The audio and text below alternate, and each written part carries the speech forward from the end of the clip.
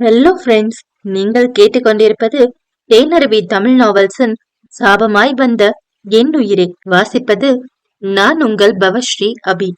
அத்தியாயம் 26. விஜயின் வாழ்க்கையில் இப்போது என்ன நடக்கிறது என்று புரியாமல் யோசித்துக் கொண்டிருந்த அமுதா, இதனால் தான் ஒருவேளை இன்று ஷூட்டிங் கேன்சல் ஆகி இருக்கலாம் என்று நினைத்தாள்.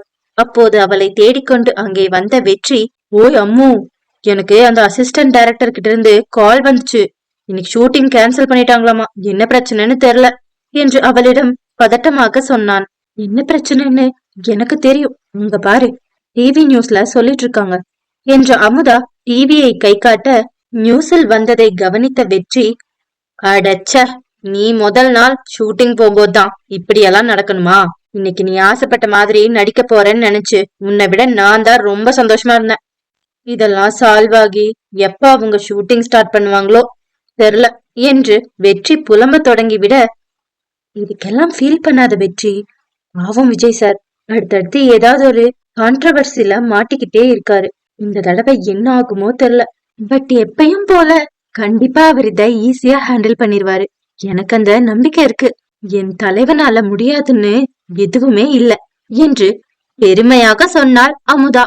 தான் தங்கியிருக்கும் ஹோட்டலில் இருந்து யாருக்கும் தெரியாமல் சீக்ரெட் எக்ஸிட்டை பயன்படுத்தி தன் காரில் சென்று கொண்டிருந்த விஜய் அதுவரை ஸ்விட்ச் ஆஃப் ஆகி இருந்த தனது மொபைலை ஆன் செய்தான். அதில் அவனுக்கு அவனுடைய பிசினஸ் ஃப்ரெண்ட்ஸ், திரைவட்டத்தில் இருப்பவர்கள், அவனது குடும்பத்தினர்கள் என்று ஏராளமானவர்கள் கால் செய்து அவன் அதை எடுக்காததால் இப்போது அவை மிஸ்டு கால்ஸாக காட்டியது. அதை பார்த்து விஜய் பெருமூச்சு விடுவதற்குள் அவனுக்கு அவன் அப்பாவிடமிருந்து கால் வந்தது. கூடவே செகண்ட் லைனில் அவன் அம்மாவும் வர, சபா, என்ன இது, எல்லாரும் மாத்தி மாத்தி கால் பண்ணி டார்ச்சர் பண்ண ஆரம்பிச்சிட்டாங்க. மத்தவங்க கிட்ட இருந்து கூட தப்பிச்சு சொல்லலாம். பட் மம்மி டாடி 2 பேரும் என்ன என்னென்ன கேட்க போறாங்களோ தெரியலையே என்று நினைத்தவன் அப்படியே போனை பார்த்தபடி அமைதியாக இருக்க வந்த அழைப்பும் கட்டானது. ஆனால் விடாமல் தொடர்ந்து அவன் அப்பா குருமூர்த்தி மட்டும் அவனுக்கு கால் செய்து கொண்டே இருக்க தன் கண்களை மூடி திறந்த விஜய் அவன் அப்பா என்னவெல்லாம் அவனிடம் கேட்க போகிறார் என்று முன்கூட்டியே யோசித்து காலை அட்டன் செய்தவுடன் ஒரே மூச்சாக, இங்க பாருங்க டாடி, சோசியல் மீடியாவில நியூஸ்லயும் வந்ததை பார்த்துட்டு நீங்களா மறுபடியும் எனக்கும் அனாமிகாக்கும் நடுவுல இருந்த ப்ராப்ளம் எல்லாம் சரியாகிடுச்சுன்னு டிசைட் பண்ணிக்காதீங்க. அவள மாதிரி ஒருத்தி கூட என்னால எப்பவும் வாழவே முடியாது. உங்க ஃப்ரெண்டு மறுபடியும் உங்ககிட்ட பேசி அவரோட சோ கால் பியூட்டி குவீன் டாட்டரை என் தலையில கட்டணும்னு நினைச்சா அது நடக்கவே நடக்காது. எவளாவது படிக்காத பட்டிக்காடு பொண்ணா கூட நான் கல்யாணம் பண்ணிக்குவேன். பட் என்னால மறுபடியும் அந்த அனாமிகா கூட எல்லாம் சேர்ந்து வாழ முடியாது. அவளே எனக்கு தெரியாம என் ரூமுக்கு வந்து அப்படியெல்லாம் போட்டோ எடுத்துட்டு போயிருக்கா. சோ நானே அவளை கொலை வெறியில தேடிக்கிட்டு இருக்கேன். நீங்க அவளுக்கு சப்போர்ட் பண்ணி என்கிட்ட பேசி என்ன நிஜமான கொலைகாரன் ஆக்காதீங்க என்று ஆத்திரம் பொங்க சொன்னான் விஜய்.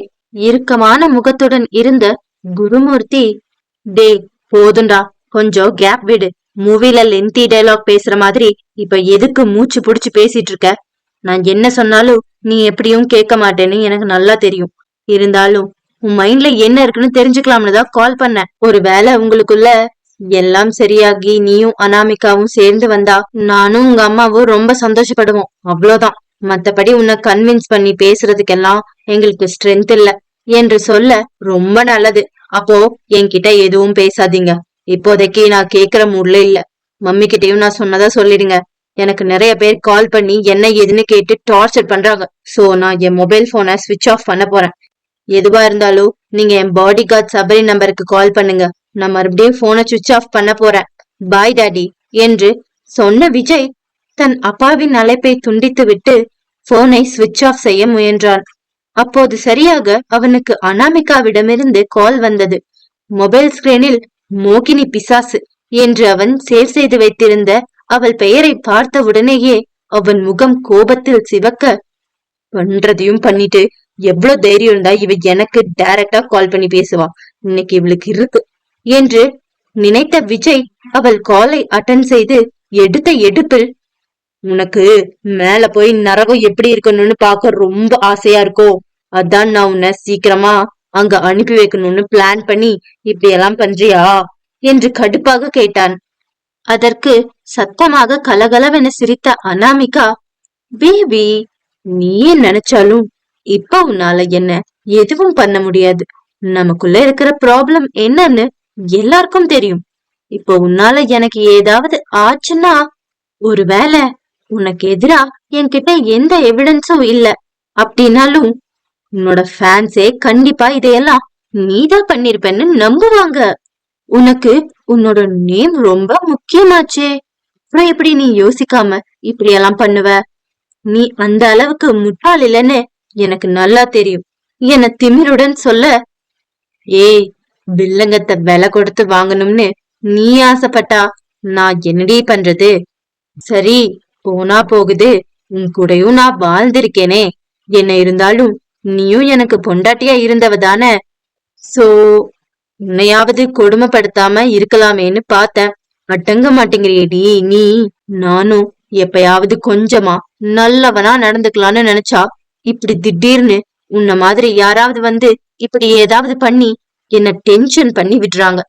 பண்றதெல்லாம் நீங்க பண்ணிட்டு கடைசியில என்னைய குறை சொல்ல வேண்டியது என்று போனில் அனாமிகாவிடம் பேசிக் கொண்டிருந்த விஜய் தன் அருகில் அமர்ந்திருந்த சபரியின் மொபைல் போனை பிடுங்கி அதிலிருந்து தினேஷுக்கு இப்பவே அந்த அனாமிகாவோட நம்பரை ட்ராக் பண்ணி அவ லொகேஷன் கண்டுபிடிச்சு எனக்கு அனுப்பு என்று மெசேஜ் அனுப்பினான். ஏற்கனவே அனாமிகாவிடம் பேசும் முயற்சியில் ஈடுபட்டு கொண்டிருந்த தினேஷ் அவனும் இப்போதுதான் வெகு நேரத்திற்கு பிறகு அனாமிகாவின் மொபைல் போன் ஆனாகி இருப்பதை கவனித்திருந்தான். இப்போது விஜயிடமிருந்து வந்த மெசேஜ் அவனை இன்னும் பரபரப்புடன் வேலை செய்ய வைத்தது. ஒரு பக்கம் விஜயின் பப்ளிக் ரிலேஷன்ஷிப் டீம் உடன் சேர்ந்து சோசியல் மீடியாவில் அவனையும் அனாமிகாவையும் சேர்த்து வைத்து வரும் போஸ்டுகளை எல்லாம் அளிக்கும் வேலையை செய்து கொண்டிருந்தான் தினேஷ். இன்னொரு பக்கம் டெக்னாலஜி டிபார்ட்மெண்ட் உதவியுடன் அனாமிகாவின் லொகேஷனை ட்ராக் செய்யும் முயற்சியில் இறங்கினான். நான் உன்னோட ஒய்ஃப் பேபி, அத நீதா மறந்துட்டு என்னை விட்டு பிரிஞ்சு போகணும்னு நினைக்கிற. பட் என்னால உன்ன மாதிரி எல்லாம் ஹார்ட்லெஸ்ஸா இருக்க முடியாது பேபி. என் ஹார்ட் ஃபுல்லா நீதான் இருக்க. நீ என்னை விட்டு தூரமா போகணும்னு நினைச்சா என்னால எப்படி அத அக்செப்ட் பண்ண முடியும் சொல்லு என்று அனாமிகா ஹஸ்கி வாய்ஸில் அவனிடம் கேட்க, சிச்சி கருமம் கருமம், என்ன இலவு வாய்ஸ் இது? நீ என்ன வேணாலும் பேசி தொலை, பட் இப்படி ரொமான்டிக்கா பேசுறன்னு 11 மணி டாக்டர் ப்ரோக்ராம்ல வர ஆங்கர் மாதிரி பேசி கேவலமா என்னை இம்ப்ரெஸ் பண்ண ட்ரை பண்ணாத. நீ இப்படி எல்லாம் பேசினா என்ன கரெக்ட் பண்ண முடியும்னு உனக்கு எவண்டி சொல்லி கொடுக்கறது? அந்த நாய் மட்டும் என் கையில கெட்டச்சான்னா நான் வாயில மிதிச்சு அவனை கொல்லுவேன் என்று எரிச்சலுடன் சொன்னான் விஜய். சரி, அத விடு. How was your last night with me? நீ என் கூட டிஃப்ரெண்டா என்ஜாய் பண்ணதெல்லாம் எனக்கு இன்னும் அப்படியே ஞாபகம் இருக்கு. அது என்ன ஒரு ஃபீல் தெரியுமா? கண்டிப்பா அந்த ஃபீல் உன் கூட இருக்கும்போது மட்டும்தான் கிடைக்கும். எனக்கு தெரிஞ்சு எனக்கு கிடைச்ச அதே ஹெவன்லி ஃபீல் உனக்கும் நேத்து கிடைத்திருக்கும். நான் கிளம்பும் போது என்னை விடாம என் மேல படுத்துக்கிட்டு என்ன டைட்டா கட்டி பிடிச்சு, ப்ளீஸ் பேபி என்னை விட்டு போகாத, உன் பெர்ஃப்யூம் ஸ்மெல் என்ன மேக்னெட் மாதிரி இழுக்குதுன்னு சொல்லி நீ என்ன பிடிச்சுக்கிட்டு விடவே இல்லை தெரியுமா? நான் தான் உன்னை விட்டுட்டு வர மனசு இல்லாம அங்கிருந்து கிளம்பி வந்தேன். உனக்கு என்ன இந்த அளவுக்கு பிடிச்சிருக்கும் போது ஏன் பேபி என்ன டிவோர்ஸ் பண்ணணும்னு நினைக்கிற? To you know how much I love you? என்ன மாதிரி உன்னை லவ் பண்ண இன்னொருத்தி கிடப்பாளா உனக்கு? மறுபடியும் நீயா என்கிட்ட உன் ஈகோவை விட்டுட்டு வரமாட்டேன்னு தான் உன்கிட்ட பெர்மிஷன் கூட கேட்காம நேத்து எடுத்த போட்டோஸ் எல்லாத்தையும் சோசியல் மீடியாவில போட்ட. இப்ப எல்லாரும் நம்ம மறுபடியும் பேட்சப் ஆகிட்டோம்னு நினைச்சிட்டு இருக்காங்க. சோ நீ பப்ளிக்கா கூட எதுவும் சொல்லணும் அவசியமே இல்ல. ஜஸ்ட் கோர்ட்ல இருக்கிற நம்ம டிவோர்ஸ் கேஸ வாபஸ் வாங்கிரு. நீயும் நானும் ஹாப்பியா ஒரு டிவோர்ஸ் கேன்சலேஷன் செலிப்ரேஷன் ட்ரிப் போய் என்ஜாய் பண்ணலாம் என்று அப்படியே அனாமிகா காதல் பொங்க பொங்க வசனங்கள் பேச, இறுக்கமான முகத்துடன் அதை கேட்டுக்கொண்டிருந்த விஜய், ஆமா, உனக்கெல்லாம் கொஞ்சம் கூட அறிவே இல்லையா? நான் உன்னை எத்தனை தடவை தாண்டி பிடிக்கலன்னு சொல்லி துரத்தி விடுறது, எத்தனை தடவை அசிங்கப்படுத்தி அனுப்புனாலும் கொஞ்சம் கூட வெக்கமானமே இல்லாம எப்படி உன்னால மட்டும் அகைன் அண்ட் அகைன் என் முன்னாடி வந்து நிக்க முடியுது என்று கேட்டான்.